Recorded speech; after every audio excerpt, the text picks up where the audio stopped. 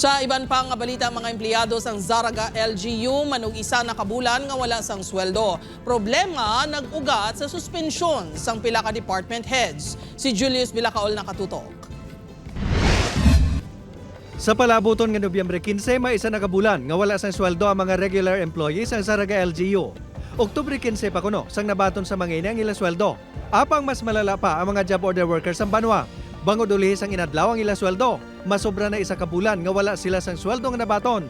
Paatag sang alkalde sang Banwa, humalin sa nagpungko ini sa pwesto sang Oktubre 22. Wala pagid maareglo ang posisyon sang treasurer kag accountant. Kung nagahulat kita subong as of now, sang approval na lang, they will come from the Provincial Treasurer's Office. Gintinguhaan sang news team nga magkuhaan sang bahin ang Bureau of Local Government Finance 6. Apang wala nagasabat sa amon mensahe kag tawag ang Regional Director sini.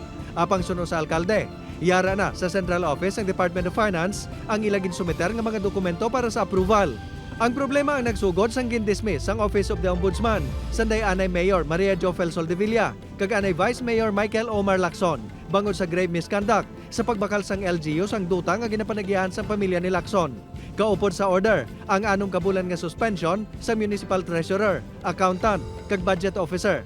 Ang posisyon sang Budget Officer pwede mabutangan sang Officer in Charge basta may pahanugot lang sang Human Resource Management Office. Apang problema pagid ang pagdesignar sa magabulos nga accountant bangod sa qualification. If worst comes to worst nga wa ay gid, hopefully basi makapangayo kami sang bulig sa iban nga banwa kung may ara sila nga CPA nga extra nga pwede nila ma-designate lang di sa apon. Magluwas sa sweldo pending man ang mga remittance ng LGU, subong man ang bayad sa bill sini. Ang empleyado nga si Raymond, makahulat-hulat pa man kuno kung saan ugid masolbar ang sitwasyon. Apang nagakahangawa ini siya kontribusyon. Di ang ako lang sa epekto lang sir, ang sa GSIS namon, naway kami sa limitad. Pero kung sa ako lang pangabuhi sir, bisan paano lang kuan.